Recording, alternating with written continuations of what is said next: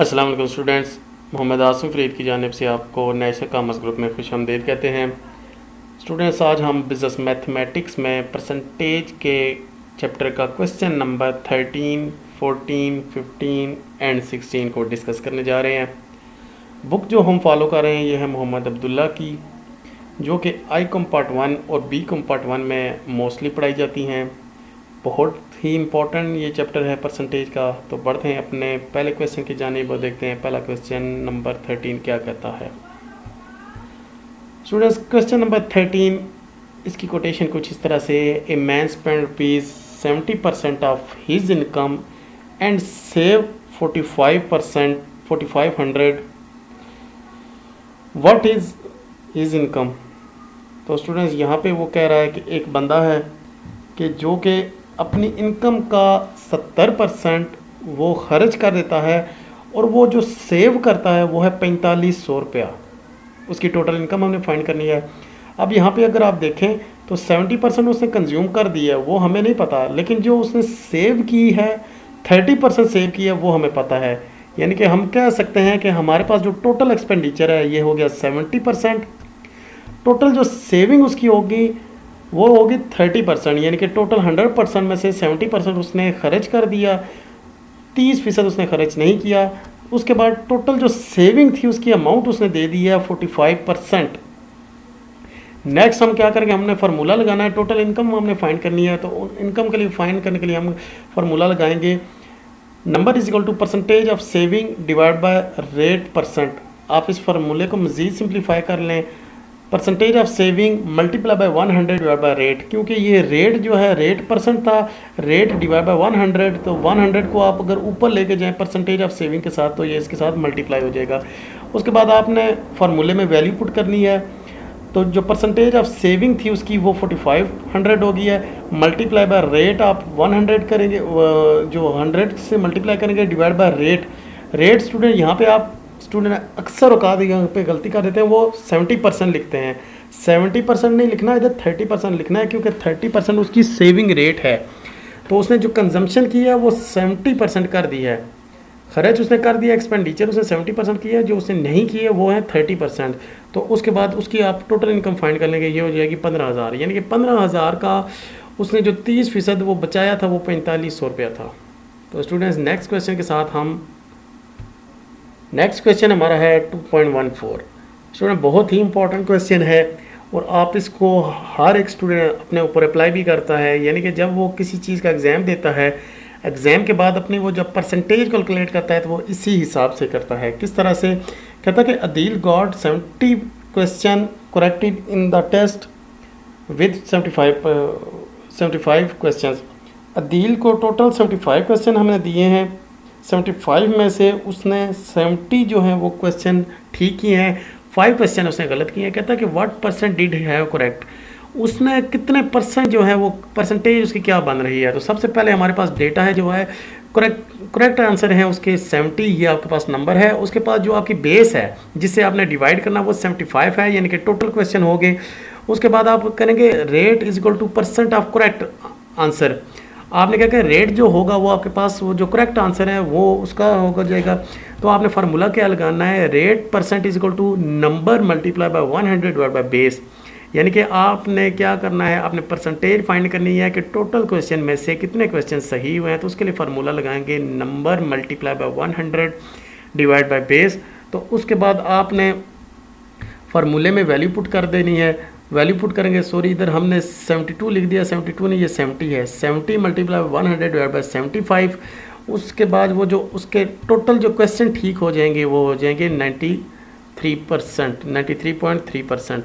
तो स्टूडेंट्स, आप ये हमेशा ये अप्लाई भी करते हैं फार्मूला। अगर आपने उर्दू में देखा होगा, आप फार्मूला लगाते हैं हासिल करदा नंबर बटा टोटल नंबर मल्टीप्लाई बाय 100, यानी कि जितने आपने हासिल किए नंबर उसको डिवाइड करते हैं टोटल नंबर से मल्टीप्लाई बाय 100, तो आपके पास वो नंबर आ जाता है, परसेंटेज आ जाती है अपनी डिग्री की। तो इसमें भी हमने इसी तरह से किया कि टोटल हमें क्वेश्चन दिए थे 75, हमने करेक्ट किए हैं 70, तो ये बनती है परसेंटेज 93.33%। तो स्टूडेंट, नेक्स्ट क्वेश्चन है हमारा question number 15। Students, question number 15 कहता है A and B together invest rupees 52,000 in a small business. A's share of investment is 36% of his total income. Find out the B investment in his business. कहता है कि A और B दोनों ने मिलकर एक छोटे से बिजनेस में पैसा इन्वेस्ट किया, जो कि टोटल अमाउंट उन्होंने इन्वेस्ट की है 52,000। A का जो शेयर था वो था 36%। तो बी का आप वो पूछ रहा है कि इन्वेस्टमेंट उसने कितनी की है, तो हम ये कहते हैं कि टोटल इन्वेस्ट जो हमारे पास थी ये 52,000 थी। अब हम लेट्स सपोज करते हैं कि आपके पास, लेट्स सपोज हम देखते हैं कि हम ये टोटल जो इन्वेस्टमेंट है इसको हम 100% के इक्वल रखते हैं। लेट्स सपोज 100 रुपया है, हम इसको इन्वेस्ट के तौर पे वो करते हैं। उसके बाद हम देखते हैं कि जो आपके पास ए का शेयर है ये 36% है, यानी कि 100 में से 36 रुपये जो हो गए वो ए ने इन्वेस्ट किए हैं। अगर हम 100 में से 36 को माइनस करें तो बी का जो शेयर होगा वो हो जाएगा 64% या 64 रुपीज़। लेट्स सपोज इन दोनों ने मिल के 100 रुपये इन्वेस्ट किया है, 36% ए ने किया है, उसके बाद 64 बी ने किया होगा। तो उसके बाद हम देखेंगे जो बी की जो टोटल इन्वेस्टमेंट होगी वो किस तरह से फाइंड करेंगे। Total investment multiply by rate divide by 100 या रेट परसेंट। तो आप ये कह सकते हैं कि total investment multiply by rate divide by 100। आपने बी का जब शेयर फाइंड करना है कि 52,000 मल्टीप्लाई बाय 64 डिवाइड बाय 100, तो उसके बाद आप इसको मल्टीप्लाई करके डिवाइड करेंगे तो जो बी का शेयर होगा वो 33,280 रुपये हो जाएगा, यानी कि 52,000 में से बी ने इन्वेस्ट किया है 33,280। उसके बाद अगर आप 52,000 में से ये माइनस करें कोई 18,000 इस तरह से कुछ अमाउंट बनती है तो वो हो जाएगा ए का शेयर। तो स्टूडेंट्स हमसे उन्होंने यही पूछा था कि आप ये फाइंड करेंगे बी की इन्वेस्टमेंट जो है ना टोटल वो कितनी हुई है। तो हम इसी तरह से फाइंड करेंगे कि टोटल इन्वेस्टमेंट, उसके बाद बी का जो शेयर था डिवाइड बाय 100। हमें उन्होंने ए का शेयर बताया था 36%, टोटल हिस्से में से 36 जो है वो ए का था, बी का इसका मतलब है 64 हो गया। तो हमने ये फाइंड किया तो हमारे पास 33,280 रुपये आ गए बी का शेयर। इसके बाद स्टूडेंट्स नेक्स्ट क्वेश्चन है हमारा 2.16।